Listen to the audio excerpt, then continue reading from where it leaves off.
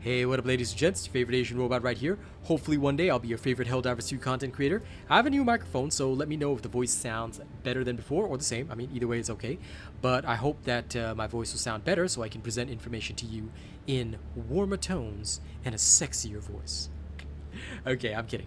Anyway, what I'm here to do today is to talk about the new Cutting Edge Warbond and the weapons inside it. This is going to be a quick review video based on my experience of having played some of these weapons live on stream. I'll have the links to two of the streams where I tested two specific weapons, although there was a little bit of extra testing in between. But I tested two specific weapons, the Sickle and the Blitzer so far, and the links to those streams are in the description of this video. So if you really want to check it out, you can check that out and see how it performed in live combat.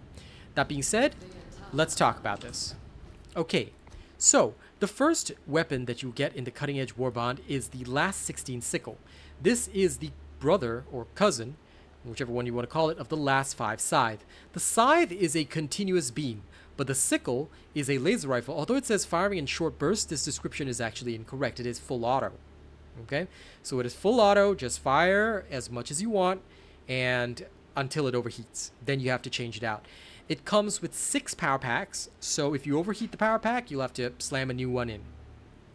Alright, they call them ices. So 6 ices is what you get standard with this. Otherwise, you practically have unlimited ammo if you do not consume all of the ices. Same with all other laser-based weapons. Okay, the gun, much like all other laser weapons, has practically no recoil.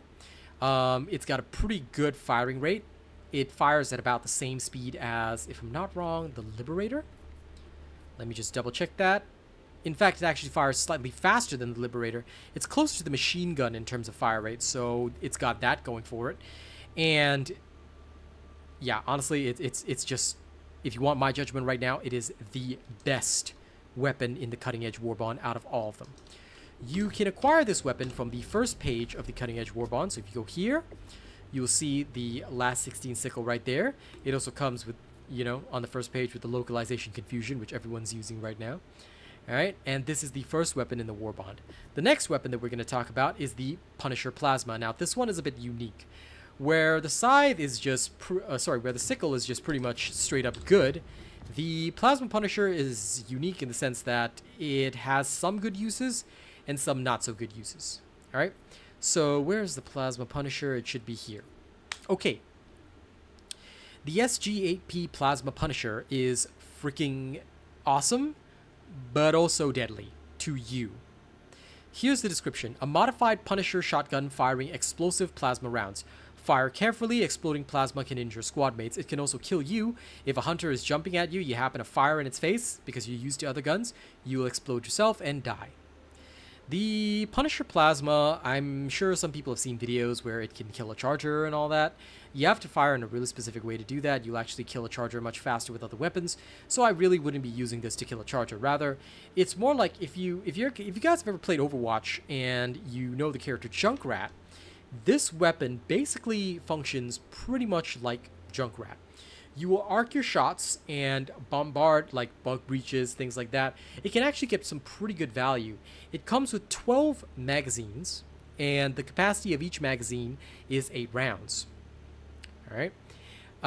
It does require fairly frequent reloading, but it does not have a long reload time, so you can use it pretty effectively. Just remember that firing at the ground is technically more effective because it will splash the damage to all the targets within the radius. The damage, however, is not all that much. Ultimately, it is a primary weapon, not a support weapon, so you can't expect it to be a grenade launcher, right? But it is pretty decent, and it does have good utility. If you are good with arcing the shots and you know how to fire this really well, especially, like I said, it can technically take out a charger if you fire it in the right locations. It is pretty good. But again, I urge you to test it for yourself because this one is based entirely on player skill. I have 0 skill when it comes to arcing weapons, so I do not use this because I am much more likely to kill my squad mates or myself than to actually kill anything good. In fact, during the one situation when I used it during the Blitzer test, it was during the Blitzer test stream, I had some good results, but I really wasn't doing anything all that much compared to my squad mates. And I did explode myself when a hunter came flying at me, which is why I had that example. If a hunter comes flying at you, you're going to probably explode yourself. Okay, that is the second gun in the Warbond. Now, on the last page of the Warbond, there are actually two guns. One is a secondary weapon, the last 7 Dagger, and the other is the Arc 12 Blitzer. Both of these are the underperformers of the Warbond, which is kind of sad because they're the most expensive. Let me first start by talking about the last 7 Dagger. The last 7 Dagger is basically the little brother of the Scythe. It works the same way. It projects an energy beam that would deal continuous damage the longer you keep it on a target. It has two problems. Number one, the capacity of the battery is so small that even though we were on ice planets, this was barely doing any damage. I could barely kill a warrior with this. Whereas if I have a Redeemer out, you know, sure, the Redeemer has an ammo count, but this thing only comes with 3 ices, so if you use it up and it barely even kills a warrior, you're going to struggle. Whereas at least the Redeemer pistol is going to do some damage, and hell, even the Senator is a better choice than this. So the last 7 Dagger is extremely disappointing as a weapon. I found it quite useless in most combat situations, and it really struggled to even help me against some of the most basic targets. It was useless for anything other than the smallest of the small targets, and let's just say that TDK wise, I would have done way better with the machine pistol anyway, as compared to this. So this really wasn't a good weapon. I don't think it has any alternative firing modes, but please tell me if I was wrong, or maybe I'm using it wrong. Genuinely, I couldn't find a single good thing about this gun. The last gun on the list is the Arc 12 Blitzer, which is found in the shotgun category. Okay, the Arc 12 Blitzer is not the Arc Thor. Many people try to draw comparisons between this and the Arc Thor, but it is just no good. And here are the reasons why. The Arc 12 Blitzer is unfortunately very low on armor penetration. Where the Arc Thor can actually completely ignore armor, the Arc 12 Blitzer cannot. It will actually struggle against armored targets, and because it is a shotgun, it operates at very short ranges. Now, one way to use it would be to use your Arc Thor for the main damage, and then if something comes close, you swap to the Blitzer, you shoot them, and then you swap back to the Arc Thor. It doesn't have a wind-up time, so you don't need to worry about that. Just swap, shoot, and then you can swap back to another weapon and fire, you know, something else. Like you can swap to a Senator, you can swap to your machine pistol. You can do whatever you want, depending on the range at which the enemy's at. But the Blitzer is fairly effective at killing targets, fairly effective. The results tend to vary because the arcs are so random that sometimes they won't even hit the targets. All right. It also operates with a very low firing rate. It has unlimited ammo, but it has a very low firing rate. Acts almost like a pump action shotgun, but with a much longer pumping duration. So it'll just it's almost like it's got an internal charge up and then bang, internal charge up and then bang. It basically only fires a wide burst of high voltage electricity. And although it says it arcs between all units, it actually does not arc. I don't know where people got the idea that it arced, but I can tell you that having tested on stream, and there's a full stream of me using this on Helldive difficulty even, it does not arc. It does not arc at all, as far as I could tell. Maybe I'm wrong, maybe I'm blind, but it did not arc, in my opinion. And that caused problems because, realistically speaking, it wasn't a very good choice as a weapon. Is it worth using? You'd have to decide that for yourself. One great thing about it, to talk about both positives and negatives, one great thing about it is just the fact that you can swap fire and then swap back to another weapon. And it has unlimited ammo, so you never have to worry about the ammo on this, which is really excellent. But the biggest downside is the extremely short range. So if I'm already running the Arc Thor, which has a limited range of 50 meters, why wouldn't I run the Plaswan Scourger? Certainly nothing is going to replace that, but if I had to choose a weapon from this Warbond as my main weapon, then the one that comes out on top for all of this is literally the Sickle. This fulfills all of my fantasies of becoming a true Imperial Guardsman.